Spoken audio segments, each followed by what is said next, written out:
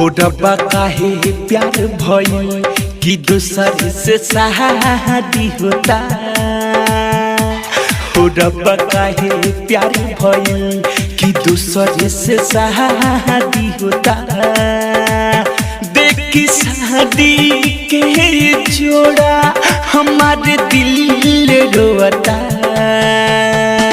हो रब्बा काहे प्यार भइल कि दूसर से शादी होता।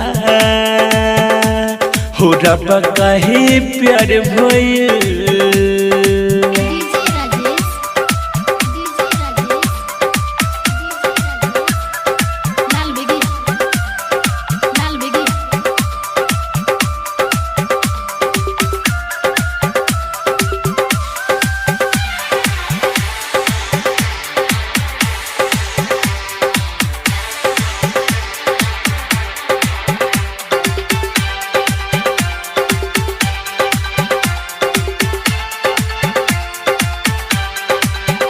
दिल देके वो दिल तोड़ली हो, कैसे दूसरा से रिश्ता जोड़ली हो।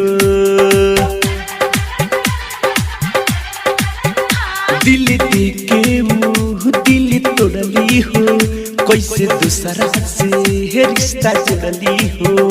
कबो मन करे हम फांसी डाली, कबो मन करे हम जहर खाली।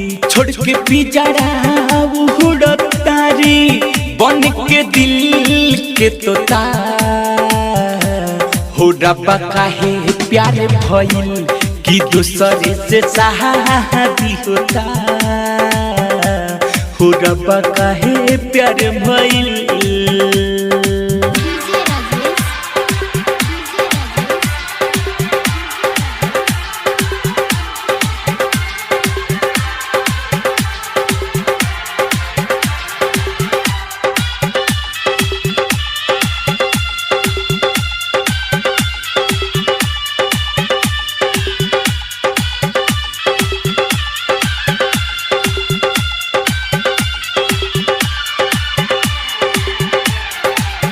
प्यार के बिना आशिक कैसे जी पाई, जहर जुदाई के कैसे पी पाई।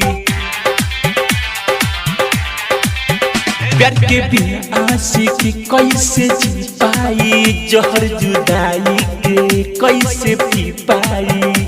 हमरा साथे तू खेलावार कैली, हमके जियते जी उतमार गइली। भइले जिंदगी में अनहरिया छीन लिहलिया जोता। हो रब्बा काहे प्यार भइल कि दूसर से शादी होता। हो रब्बा काहे प्यार भइल।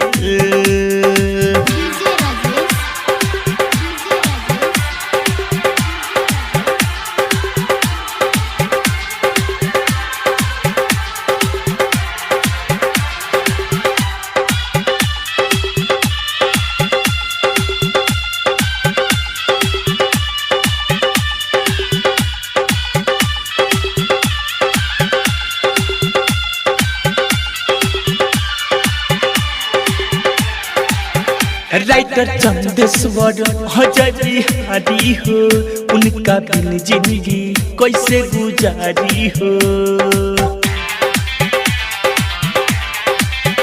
राइटर चंदेश्वर अजय बिहारी हो, उनका बिन जिंदगी कैसे गुजारी हो। राही रामधार से होता शादी हो, अलबेला अशोक बाराबादी हो। जिंदगी बन गइल बेगाना भइल आँखी के अलोता। हो रब्बा काहे प्यार भइल कि दूसर से शादी होता। हो रब्बा काहे प्यार भइल कि दूसर से शादी होता। देख शादी के जोड़ा हमार दिल रोता। हो रब्बा काहे प्यार भइल कि दूसरे से शादी होता हो रब्बा काहे प्यार भइल कि दूसरे से शादी होता हो रब्बा काहे प्यार भइल। Diamond recording studio.